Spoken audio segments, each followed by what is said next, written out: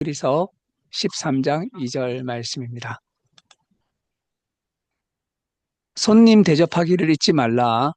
이로써 부지 중에 천사들을 대접한 이들이 있었느니라. 아멘. 네, 오늘 히브리서 13장 2절 말씀으로 환대라고 하는 제목으로 함께 하나님의 말씀을 전하고자 합니다. 이 오늘 본문 말씀을 보면 손님 대접에 대해서 말씀하고 있습니다. 근데 그 앞절인 1절을 보게 되면 형제 사랑하기를 계속하라고 말씀하고 있습니다. 그리고 나서 이어서 손님 대접에 대해서 말씀하고 있는 거죠. 우선적으로는 형제 자매를 사랑하는 것이 먼저인 것이죠. 하나님을 사랑하고 형제 자매를 사랑하고 이웃을 사랑하고 이런 이야기를 하고 있는 것입니다. 그래서 이웃을 사랑한다고 할 때 형제 자매에 대한 사랑을 하는 것이고 그래서 하나님을 사랑하고, 나를 사랑하고, 가족을 사랑하고, 이웃을 사랑하는 그런 이제 이야기들을 하면서 이어서 바로 손님 대접에 대해서 말씀하고 있습니다. 이 손님을 대접하는 것, 이것을 환대라고 하기도 하고, 영접이라고 하기도 합니다.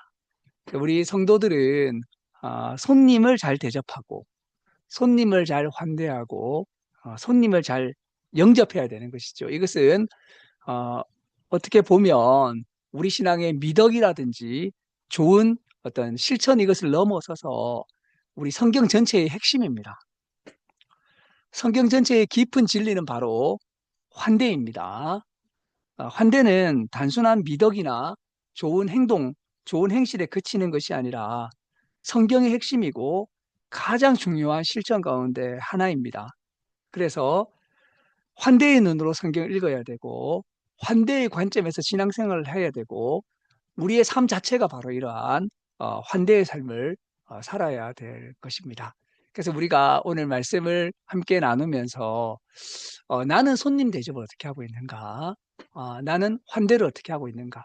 나는 잘 영접하고 있는가? 이런 것들을 한번 말씀 앞에서 돌아볼 필요가 있다고 생각이 됩니다.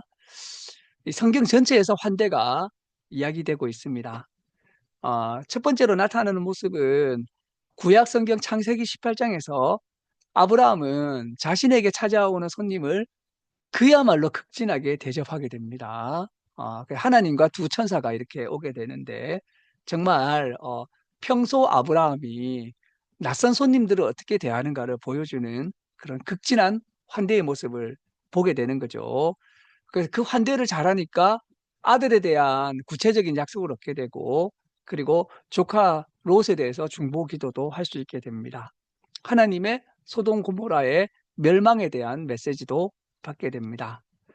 그리고 창세기 19장의 롯도 자신을 찾아온 두 천사를 잘 환대해서 소돔 고모라가 멸망할 때 생명을 얻을 수 있었습니다.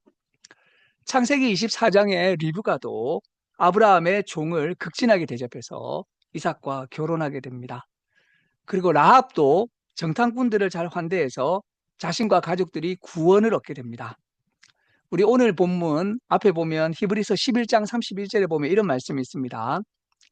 믿음으로 기생 라합은 정탐꾼을 평안히 영접하였으므로 순종하지 아니한 자와 함께 멸망하지 아니하였도다 라고 말씀하고 있습니다. 이렇게 구약 성경뿐만 아니라 신약 성경에서도 삭개오 같은 경우에 예수님을 잘 영접하고 환대하는 모습을 보여주고 있습니다. 또한 예수님과 하나님도 환대의 예수님이자 환대의 하나님이십니다. 예수님은 세리와 죄인들을 환대하시고 영접하신 분이시고 하나님도 우리를 환대하고 영접해 주시는 하나님이십니다. 예수님과 하나님의 환대와 영접으로 말미암아 우리는 구원을 얻을 수 있었고 성경 전체에 환대의 말씀이 가득하다고 할 수 있습니다. 그렇기 때문에 이렇게 우리를 환대하신 하나님, 우리를 환대해 주신 예수님을 믿고 살아가는 우리에게 지극히 중요한 실천이 바로 환대입니다. 이 손님 대접이란 말이 있듯이 이 손님은 낯선 사람입니다. 사람들은 낯선 사람과 만나게 되면 불편해하고 어색해합니다. 거부감을 느끼고 심지어 텃세를 부리기도 합니다. 그러나 믿음의 사람들은 그렇지 아니하고 하나님처럼 예수님처럼 환대하는 삶을 사는 것입니다. 제가 어떤 이제 방황했던 사람의 이야기를 들은 적이 있었습니다. 이 사람은 매우 괴롭고 방황하는 삶을 살고 있었는데 어느 날 우연히 예수님을 믿는 사람들의 모임에 가게 됐던 겁니다. 근데 가니까 이 예수님을 믿는 사람들이 이 사람 너무 환영하는 거예요. 너무 따뜻하게 환대하고 그리고 너무나 잘 손대접하고 이러한 이제 환대와 환영과 손대접에서 이 사람이 새롭게 삶을 바꾸게 되고 그래서 구원받게 되는 그러한 일이 일어났던 것입니다. 이런 모습이야말로 예수님을 믿는 사람들의 삶의 모습이라고 할 수 있겠습니다. 그래서 히브리서 저자도 손님 대접하기를 잊지 말라고 이야기를 하게 됩니다. 이런 손님 대접은 결코 잊어서는 안 될 귀한 믿음의 실천입니다. 우리가 하루하루를 살아가게 되죠. 그러면 우리가 잘 아는 사람도 만나게 되지만 낯선 사람도 적지 않게 만나게 됩니다. 내 삶에 갑자기 나타나고 내 삶에 갑자기 쑥 들어오는 낯선 사람이 있을 수 있을 것입니다. 그럼 우리의 믿음의 사람들은 그들을 환영하고 영접하고 환대하고 손대접을 잘 해야 될 것입니다. 이것이 바로 성경의 실천입니다. 과거에 우리 교회는 진량 중부교회와 연합 예배를 드린 적이 있었습니다. 그 교회는 외국인 노동자를 위한 교회였죠. 외국인 노동자들도 우리 사회를 찾아온 손님입니다. 그들을 잘 대접하고 환대하는 것이 마땅한 일이고 우리 기독교인들이 힘써야 될 일일 것입니다. 히브리서 저자는 이렇게 환대하기를 힘쓰다가 부지 중에 천사를 환대하는 경우가 있다고 이야기를 하게 됩니다. 그래서 이제 우리가 손님을 대할 때, 이 사람은 천사일지도 모른다라고 생각을 해야 되는 것이죠. 그래서 소돔과 고모라 사람들은 손님들에게 패역을 행했습니다. 그래서, 불로 멸망을 당한 거죠. 그들이 패륜을 행하려고 했던 그 대상들이 바로 실상은 천사였던 것이죠. 아브라함과 롯은 그 천사를 잘 대접했던 것을 볼 수 있습니다.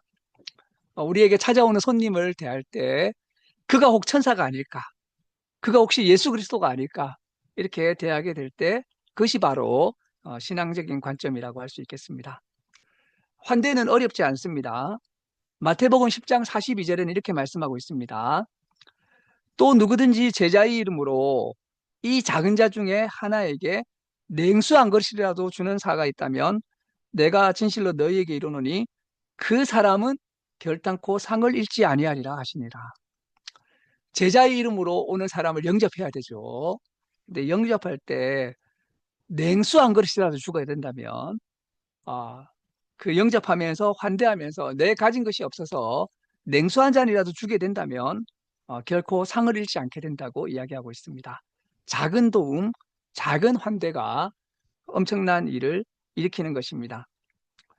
구약 성경의 보아스는 모압 사람이었던 이방인이었던 룻을 환대했습니다.